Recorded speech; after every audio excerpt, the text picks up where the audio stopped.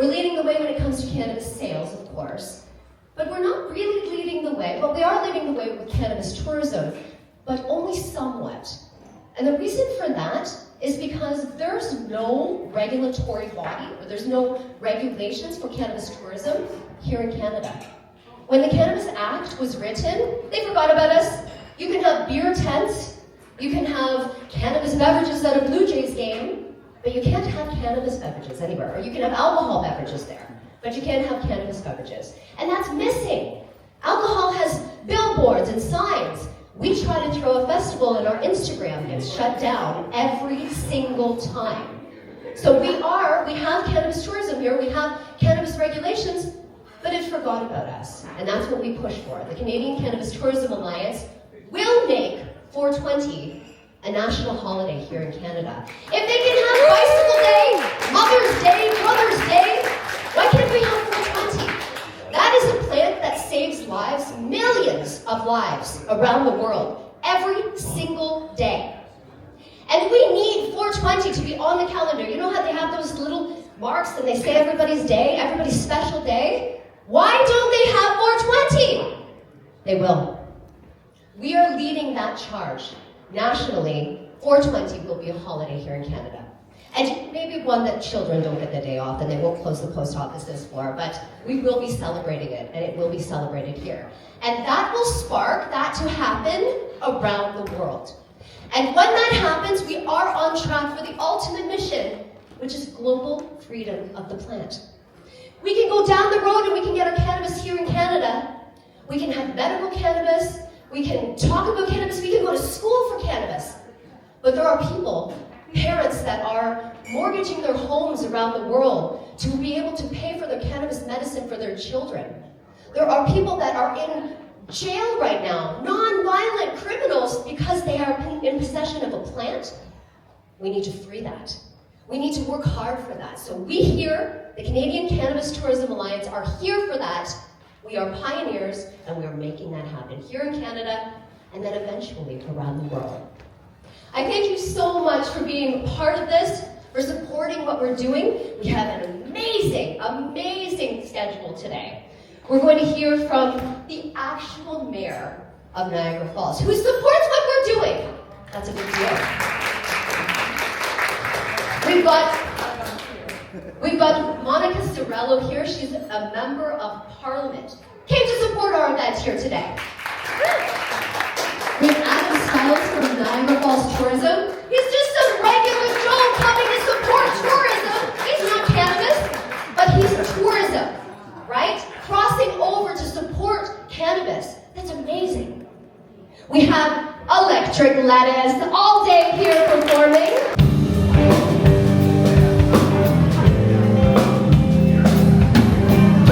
Follow them online. They are the CCTA's official band, and they have an album released June 6th. We will be here for that, of course. We have a culinary cannabis panel.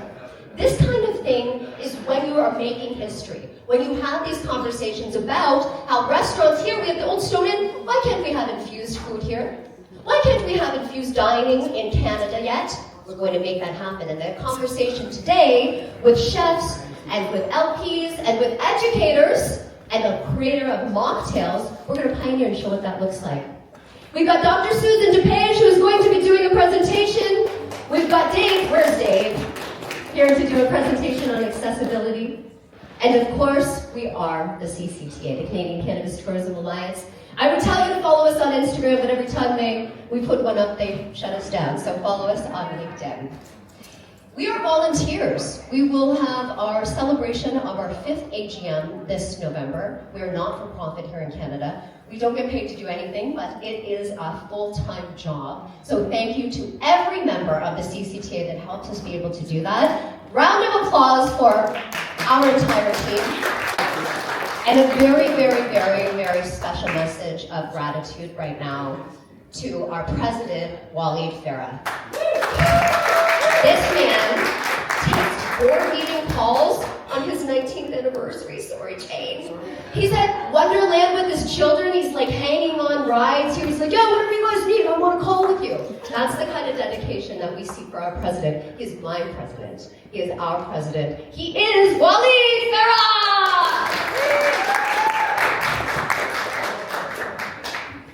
Thanks, everyone. This whole weekend, two-day event that we had started at least 5 years ago. We had 2 years of just straight planning and ideas, and for the past 3 years, we've initiated the event and built it year over year. First year, we were in the convention center with the 420 Expo. Last year, we were in a parking lot, and this year, we're in this fantastic establishment. Yesterday, against all weather odds, we still threw our event. We brought in a headliner DJ from California. He came in. We gave him the option not to play. He was so excited that he got on and he just wouldn't stop. Right? So he's an advocate of cannabis. He was there for the mission. And when he left, he's like, guys, I will come back here anytime, play for you guys, and support the mission. In addition to that, we set the groundwork for what an event would look like if we had on-site sales permits. The hotel was operating as per normal. And we were in full compliance. So we set a model that we can go back to the OCS, who ended up partnering with us on this year's event. They gave us funding, building the government relations. We've been working with Jim for many years now, trying to get this event going. And this year we were actually able to pull off the two-day event, which was a huge success. Again, 5 years of making, so we're very happy about that. And we're focusing on Niagara, obviously the tourism aspect here. The event is only one portion about what we're doing. We're at the table with the government discussing the laws that need to be changed to make these events happen, and we'll continue working with all levels of government to further the cause and hopefully open up some grants in the next couple of years and be able to move this to a larger scale event and park and all that. So thanks again for coming. We've got a great lineup, and enjoy your food.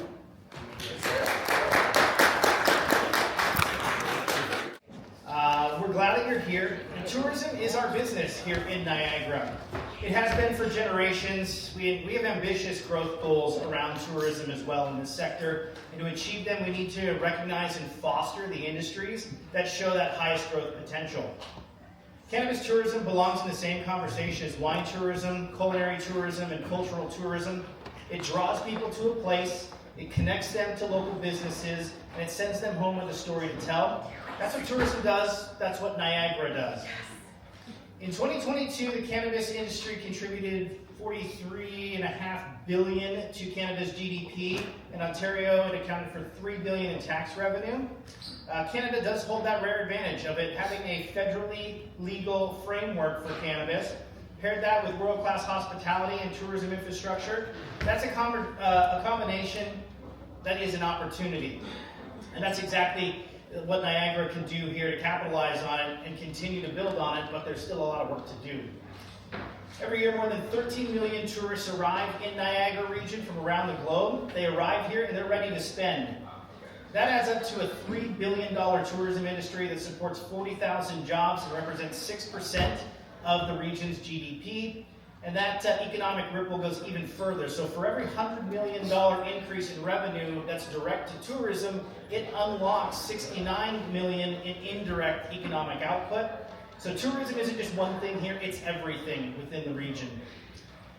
Visitors, they have their choice of more than 2,800 tourism-oriented businesses, 1,200 restaurants, close to 200 hotels and motels, 153 bed and breakfasts, 109 performing arts, so you kind of get the gist here. There's a lot of tourism that's happening around here. Close to 100 wineries, 43 golf courses. So we have the region that has spent decades building an ecosystem where every kind of traveler can find their reason to come and the reason to stay even longer. In fact, more than half of Ontario travelers have named Niagara region as their choice destination for their short getaway. And they come to the falls, they stay here for the food and wine, they come back for the festivals, and we believe that they will come and experience stuff like this too.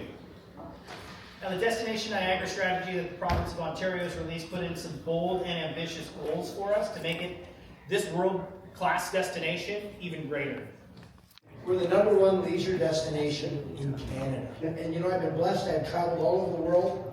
I have never met a person yet that didn't know Niagara Falls. Right? I had to say, it's this place where we have water going over rocks, and there's mist and rainbows.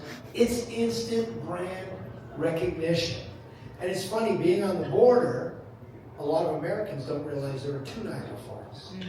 Right? So I've been in the US. I remember I was in Atlanta at one point, and someone said, "Are you Canadian?" And I said, "Yes, I'm Canadian." They said, "Well, how can you be the mayor of Niagara Falls?" That's when it dawned on me. They didn't realize there were 2 Niagara Falls. I said, "I'm on the Canadian side." I even have it every time I cross the border. I cross the border. And then sometimes they'll say, "So what do you do?" I said, "I'm in politics."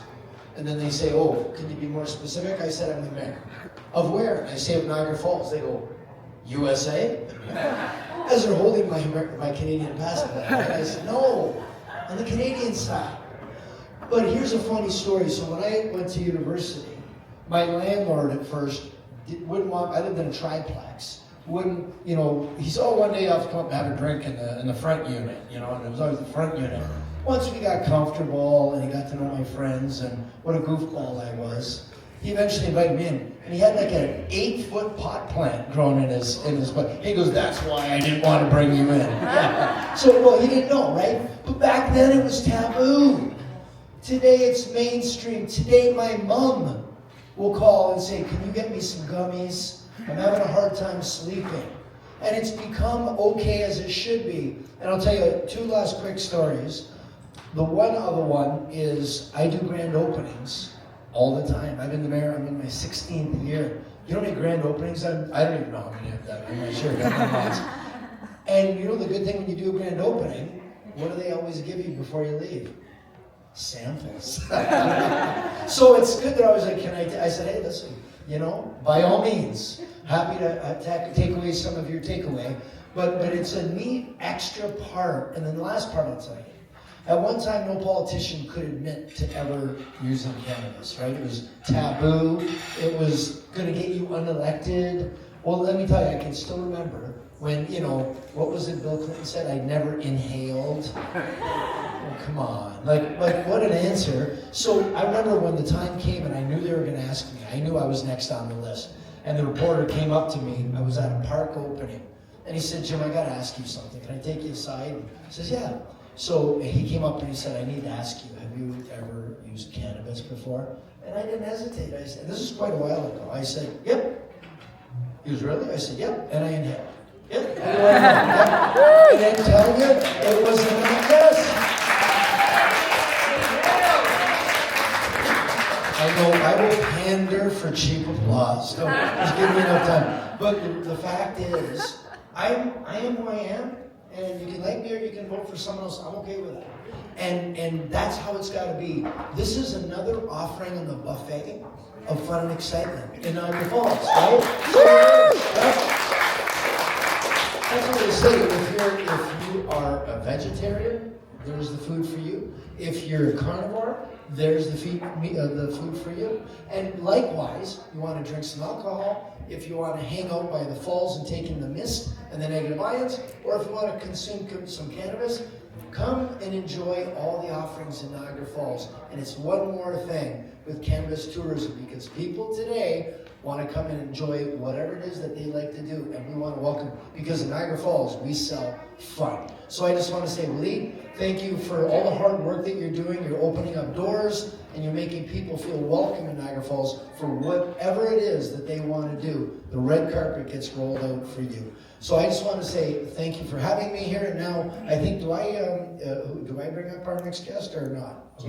Sure. Okay, sounds good. Well, then I'm just going to hand the mic back and say thank you for having me. Thank